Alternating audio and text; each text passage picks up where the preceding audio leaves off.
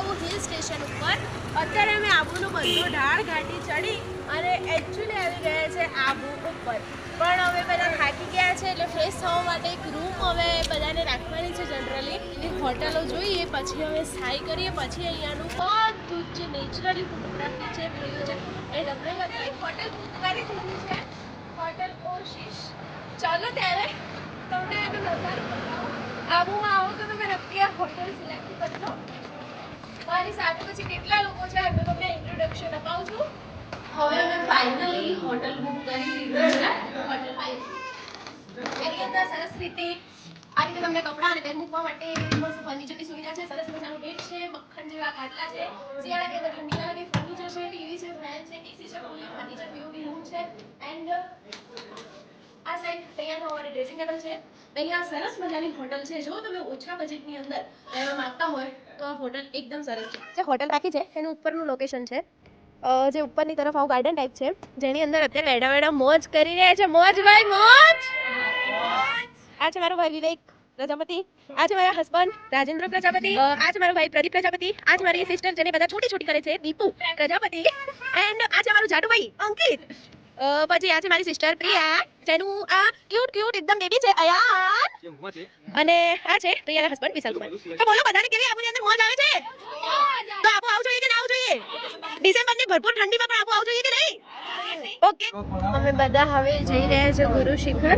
ચાલુ ગાડીમાં છીએ, પહોંચી ગયા છીએ ગુરુ દત્તાત્રેય મંદિર ગુરુ શિખર. ત્યાં આગળ દત્તાત્રેયના દર્શન કરવાના છે. ગુરુ શિખર દત્તાત્રેય ભગવાન મંદિરમાં અમે જઈએ અત્યારે ટિકિટ ગયા છીએ અને રસ્તામાં આવી ગયા છીએ. આજે હોટલ મારુતિ રેસ્ટોરન્ટ, જેની અંદર ગુજરાતી, પંજાબી,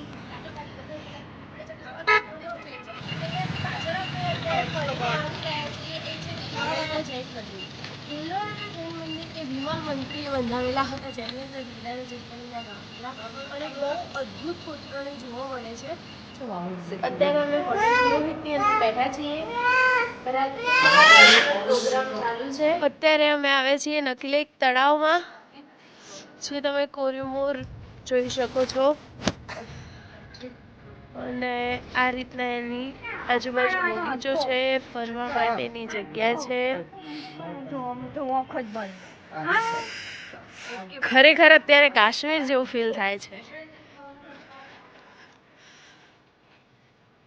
આ ઝીલની અંદર તમે બોટિંગ પણ કરી શકો છો. જો સવારના સમયે આવ્યા હોય તો સરસ મજાની એવી બોટિંગ થાય છે. પણ અત્યારે એટલી બધી ઠંડી છે કે લોકો એવું કહે છે કે પાણી બરફ થઈ જાય છે. તો ખરેખર મજા આવી રહી છે બહુ જ. હાય, આજે અમારો માઉન્ટ આબુની અંદર બીજો દિવસ છે. અમે હવે જઈ રહ્યા છીએ. હવે આપણે બધા લોકો ક્યાં નીકળશું? ઉદયપુરમાં શું જોવાનું છે? Pichola lake. Okay, city palace. ચલો બાય. ત્યારે હવે ઉદયપુર જઈને મળીએ.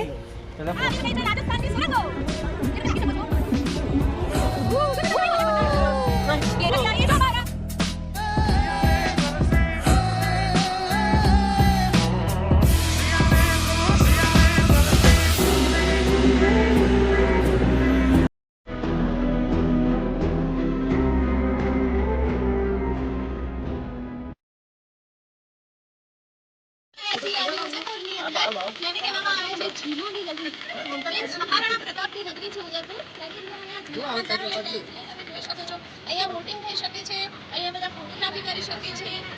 આજુબાજુનો ગાર્ડન છે, તમને અહીંયા બહુ જ મસ્ત ફિલિંગ આવી રહી છે.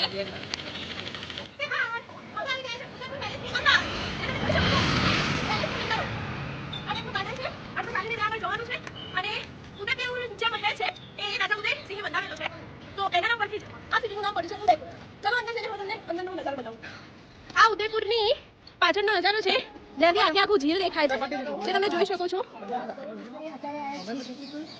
સિટી પેલેસ ઉદયપુરમાં જે મહારાણા ઉદયપુરે બંધાયો હતો, જે મહારાણા પ્રતાપના પિતા તરીકે ઓળખવામાં આવે છે. અને અહીંયા પાછળ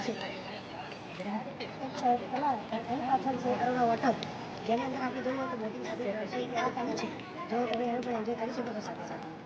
એના સિવાય આ રીતે જોવા માટે બીજું છે જગમંદિર છે, પછી ફતેહપુર ઝીલ છે, जो महाराणा प्रताप स्मारक है। ये शायद बहुत पीछे यहाँ पे घूमने के लिए शायद 2 दिन तो लग ही जाएगा जो पूरा उदयपुर घूमना हो। ऐसा है क्या? हाँ ऐसा है। અહીંયા હોટલમાં જમવા માટે આવ્યા છીએ. તમે જોઈ શકો છો આ નજારો છે બહારનો. અને અહીંયા હોટલમાં જમવાનું છે. જે હોટલમાં અમે રોકાયા છીએ ત્યાં જ જમવાનું છે. હા, અમે ઉદયપુરની અંદર આ હોટલની અંદર રહ્યા છીએ. શિવ શક્તિ છે. મોર્નિંગનો ટાઈમ. તમને કાલે ઉપરનું લોકેશન બતાવ્યું છે પણ નીચેનો રૂમ બનાવવાનો બાકી છે. તો આ છે અમારો રૂમ શિવ શક્તિ હોટલનો. એની અંદર બધાને પર્સનલી બેડ મળે છે. यहाँ पे सब रेडी हो गए? अब हम कहाँ जाएंगे? हल्दी गाड़ी पे. और हल्दी के बाद हम यहाँ पर विष्णु भगवान का मंदिर वहाँ पे देखेंगे. ओके, विष्णु भगवान का विष्णु भगवान अभी अभी उठा है. Good morning. આ છે જગદીશનું મંદિર. જગદીશ હરે આવી ગઈ છે કુલ્લડ ચાય. બધા ચા નાસ્તો કરવા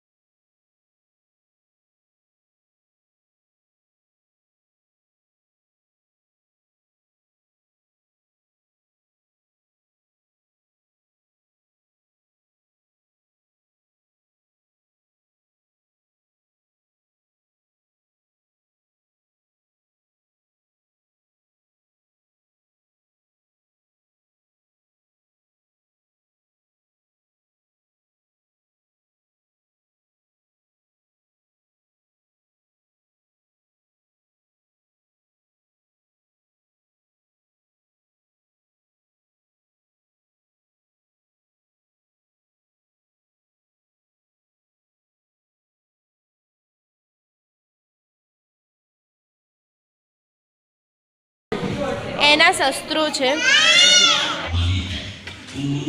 આ જ્યારે મહારાણા પ્રતાપનું રાજ તિલક થયું હતું ત્યારે આ બધા મહારાણા પ્રતાપના શસ્ત્રો છે.